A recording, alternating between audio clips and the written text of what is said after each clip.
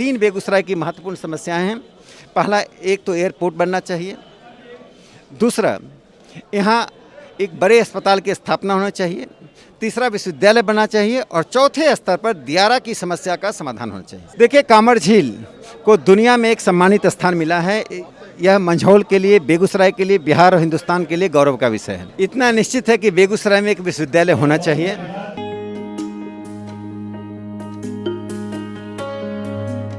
Sir, Dinkar विश्वविद्यालय की मांग हमारा अधिकार, जैसा कि आपने जिक्र भी किया और ट्रोल भी हुआ था और आपने इसका समर्थन भी किया था, तो क्या लगता है सर, ये जिसके हुंकार से संपूर्ण विश्व हुंकारित हुआ, क्या दिनकर विश्वविद्यालय बहुत जल्द आपके सहयोग से बनने वाले हैं? देखिए, इतना निश्चित है कि बेगूसराय में एक विश्वविद्यालय होना चाहिए, क्योंकि स्वर्गीय रामधारी सिंह दिनकर जी का राष्ट्रीय नहीं अंतर्राष्ट्रीय जगत पर सम्मानित स्थान प्राप्त है और वे एक साहित्य में, समाज में एक संदर्भ बिंदु हैं।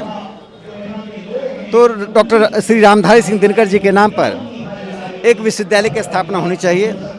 हम सब प्रयासरत हैं और ये दशकों से मांग आ रही है। मुझे लगता है कि भारत सरकार इस पर सहानुभूतिपूर्वक विचार करेगी। मैं इतना जरूर कहूँगा कि मैं इसके लिए निरंतर प्रयास करता रहूँगा कि बेगूसराय में स्वर्गीय रामधारी सिंह दिनकर जी के नाम पर एक विश्वविद्यालय की स्थापना हो।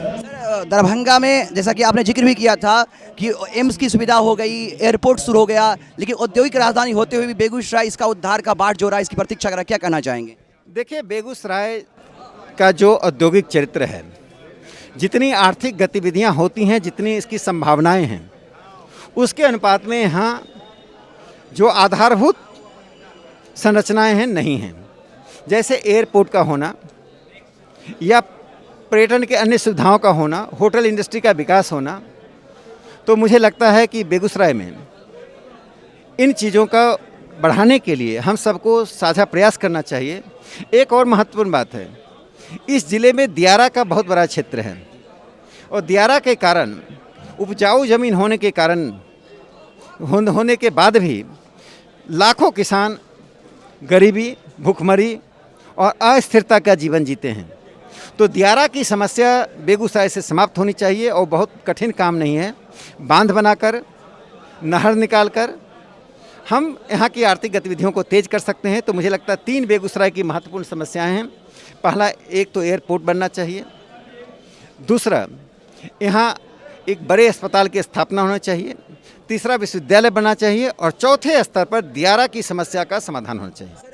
कांवड़ झील पक्षी विहार के समर्थन में आप यहाँ आए हुए थे, किसानों की समस्याओं को भी आपने सुना, किसान क्यों उसको अधिकार मिले, और कांवड़ झील पक्षी विहार जो कि संपूर्ण एशिया में मीठे जल के रूप में यहाँ प्रसिद्ध है, उसका यह इतिहास भी हमारे धरोहर के रूप में आने वाली पीढ़ी को मिले, इसके सर क्या कहना चाहेंगे? देखिए, कांवड़ झील को दुनिया में एक सम्मानित स्थान मिला है। यह मंझौल के लिए, बेगूसराय के लिए, बिहार और हिंदुस्तान के लिए गौरव का विषय है। देश दुनिया के पर्यटक यहाँ आएंगे, लेकिन इसके साथ साथ जो किसानों की समस्या है, किसानों के स्वामित्व का सवाल है, उसका सकारात्मक, रचनात्मक निराकरण सरकार को करना चाहिए। सर एक प्रश्न और सर, नमक सत्याग्रह सर, एक प्रश्न मेरा सर, नमक सत्याग्रह जिसने संपूर्ण बिहार केसरी के नाम से, जिसने बिहार में एक संपूर्ण बदलाव दिया, आम जनमानस के हर दिलों में रहने वाले श्री कृष्ण बाबू, जिन्हें यूँ कहा जाए कि नमक सत्याग्रह की शुरुआत इसी कांवड़ झील के बगल में जो है गढ़पुरा से शुरू हुआ, कि आज वो अपने उद्धार का बाट जो रहा है और उसका पर्यटन स्थल के रूप में उसे विरासत नहीं बदला जा रहा है। देखिए, 2022 में हिंदुस्तान की आज़ादी का 75वां साल शुरू हो रहा है और मैं इस अवसर पर सरकार से प्रार्थना करूंगा, सरकार से निवेदन करूंगा, सरकार को इसको यह ज्ञात भी कराऊंगा कि गढ़पुरा में श्री बाबू की याद में उस नमक सत्याग्रह की याद को और प्रेरणा स्रोत को आगे बढ़ाने के लिए एक बड़े स्मारक की स्थापना की जाए। उस क्षेत्र में लोगों तक पहुंचने के लिए इंफ्रास्ट्रक्चर विकसित की जाए तथा एक अच्छा म्यूजियम बनाया जाए। तो अभी आपने सुना, ये थे राकेश सिन्हा जी, जिन्होंने विश्वविद्यालय को लेकर, एम्स को लेकर, एयरपोर्ट को लेकर, कांवड़ झील पक्षी विहार को लेकर और गढ़पुरा नमक सत्याग्रह के उद्धार को लेकर अपनी बातें रखी। हम देख रहे थे भी, यहाँ पर हम थे अभी मंझौल के पुस्तकालय में, जहाँ पर आज कांवड़ झील पक्षी विहार में किसानों की समस्या के साथ साथ कांवड़ झील पक्षी विहार के उद्धार को लेकर सामंजस्य विचार विमर्श हो रहा था, और जिसमें मुख्य अतिथि के रूप में, मुख्य वक्ता के रूप में राकेश सिन्हा जी आए हुए थे।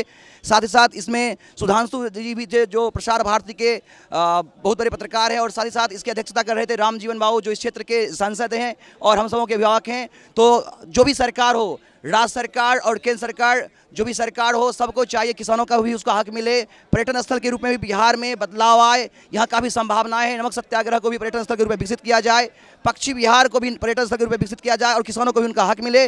तमाम बातों को ध्यान में रखते हुए मुझे आशा ही नहीं, उम्मीद है कि निश्चित रूप से आने वाले इस जो समय में सरकार इस पर ध्यान देगी और जन समस्या की जो भी समस्या है उसका निदान होगा। कैमरामैन कैप के साथ मैं गौरव कुमार पाठक, केवी स्टूडियो, बेगूसराय।